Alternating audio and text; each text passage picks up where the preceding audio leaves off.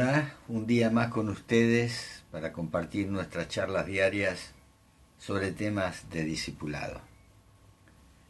¿Cómo enfrentamos los cambios inesperados en nuestra vida? ¿Qué hacemos cuando parece que se destruyen los fundamentos de nuestra vida? En el Salmo 11, versículos 3 y 5 leemos: Cuando los fundamentos son destruidos, ¿qué le queda al justo? El Señor está en su santo templo. En el cielo tiene el Señor su trono y atentamente observa al ser humano. Con sus propios ojos lo examina. El Señor examina a justos y a malvados y aborrece a los que aman la violencia. Si hay algo que a todos nos causa mucho temor y cuando llega no sabemos qué hacer, son los terremotos. Y hay una causa por la cual los temblores y los terremotos nos causan tanto temor y no sabemos cómo reaccionar. Ocurren inesperadamente. Nadie está preparado cuando llega un temblor o un terremoto. Personalmente he experimentado un terremoto estando de vacaciones en Mendoza, justamente el día de mi cumpleaños. Estábamos por cortar una torta y de repente empezó a caer un polvillo del techo y se escuchó como un zumbido fuerte y comenzó a moverse todo.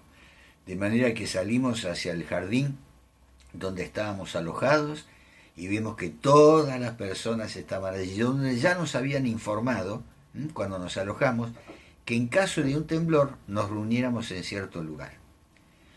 A la mañana siguiente hubo una familia que se fue, desapareció porque la mujer estaba espantada por la experiencia que había vivido.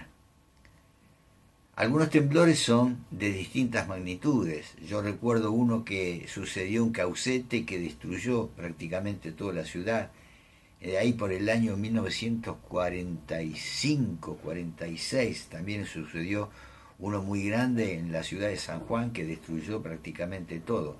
Hay grandes y pequeños, pero en cada uno de ellos hay algo en común.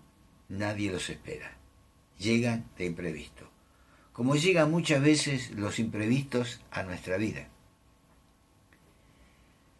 El versículo que hemos leído nos habla de terremotos que destruyen los fundamentos, pero no se refiere a los temblores de la tierra, sino a las situaciones de la vida que nos mueven el piso, que nos sacuden, que nos golpean fuertemente.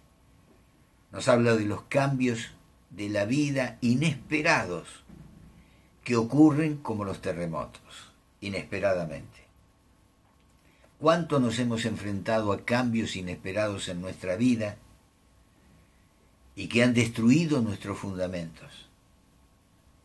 Pero comprendamos primeramente cuáles son los fundamentos principales de la vida, aparte de nuestro Dios.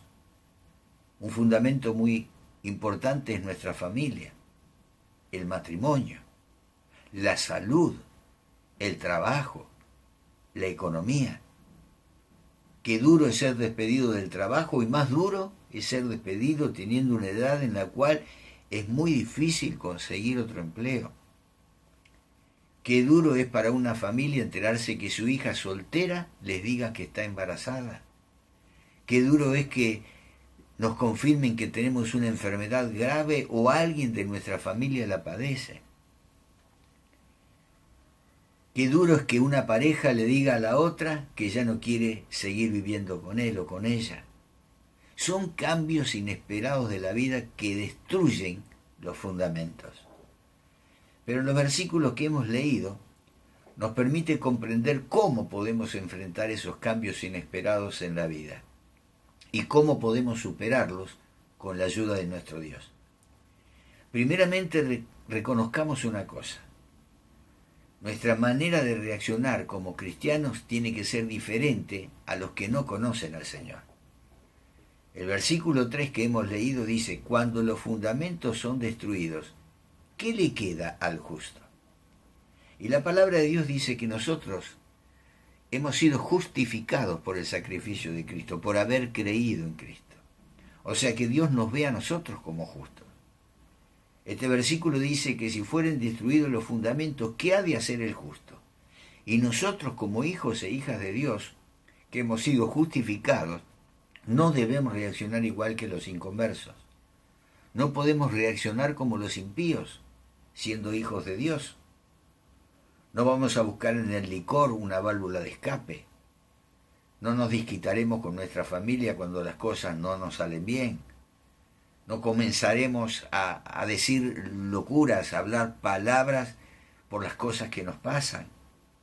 No buscaremos soluciones culpando a otras personas.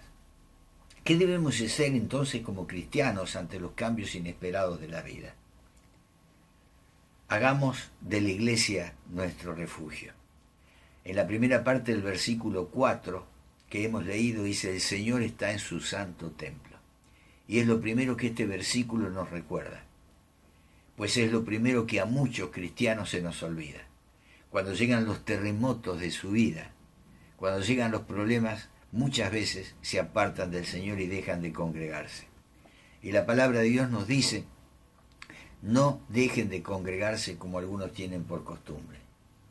Cuando suceden situaciones difíciles en nuestra vida, muchas personas lo primero que hacen es no ir más a la iglesia.